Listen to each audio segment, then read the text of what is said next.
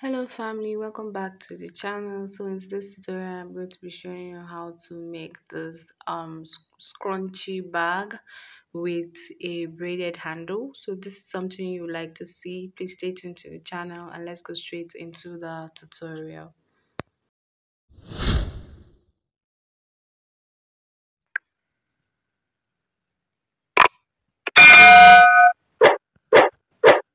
So for this project, you can use any type of material of choice. You can use leather, you can use jean, you can use ankara, you can use any material of choice. But me here, I am using a doll face satin, and I have two cut out.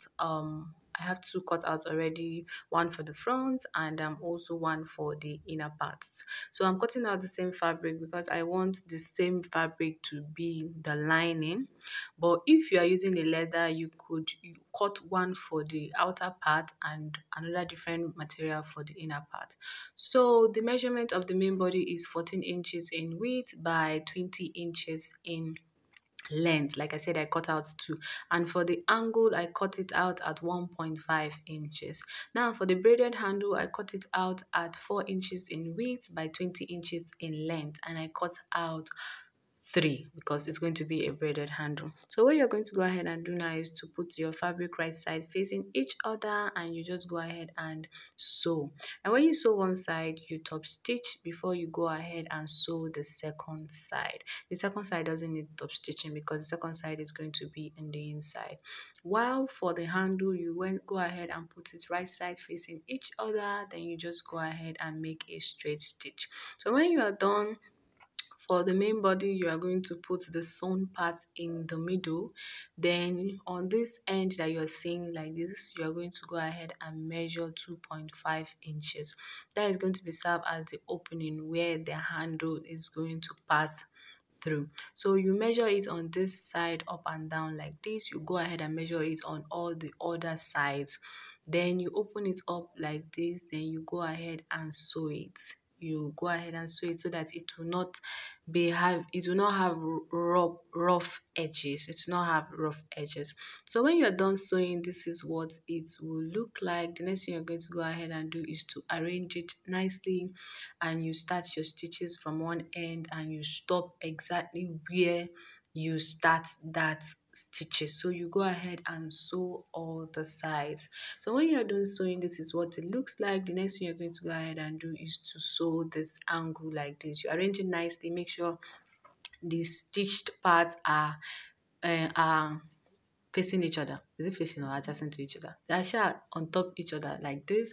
Then you just go ahead and make your straight stitches. So when I was done sewing, the next thing you're going to go ahead and do is to use that opening to turn your fabric inside out. This way you will have neat edges and you will not have any visible sewn parts on the inside.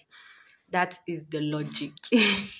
So you don't have to be stressing yourself to pipe any edges or to do any extra drama. So the part that you top stitch is going to be the part that is going to be visible outside. So you now poke in that other part inside like this. So make sure the two sewn parts are aligned. So you arrange it nicely like this. Make sure the two sewn parts are aligned because that is where the handle is going to be passing through, like I said. So please make sure you arrange it nicely. So when you are done, you're just going to see the way I'm arranging it. So you keep it one side, then you go ahead to your handle. If you cannot turn your handle inside out like this, you could use a safety pin to turn it inside out, or anything you have that you can use to turn your fabric inside out. So I'll just go ahead and turn the fabric inside out. I'll go ahead and turn the three inside out.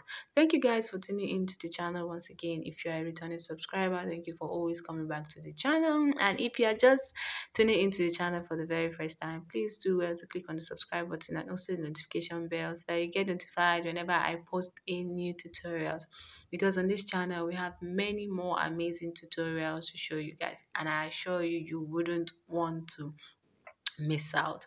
So after turning in one, I'll just go ahead and turn in the other ones like I said.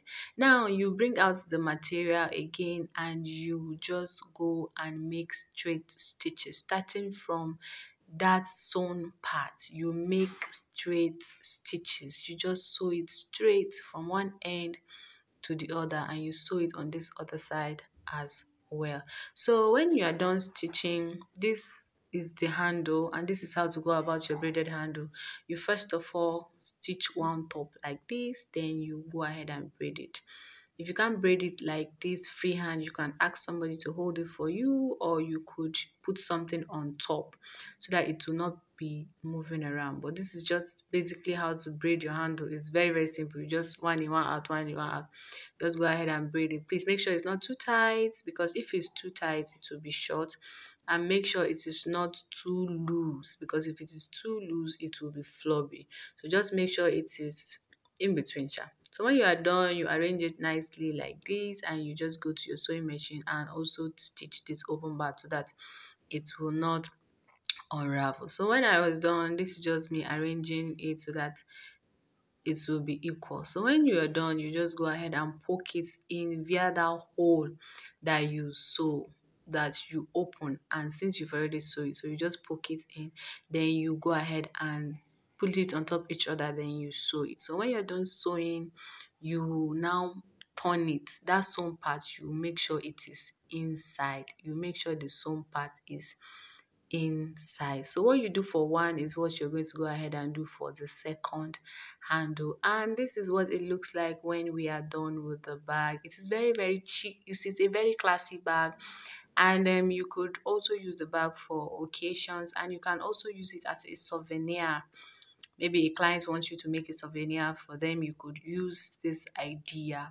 Thank you guys for watching once again. I hope you learned something from this tutorial, and I hope to see you guys in my next one. Bye for now.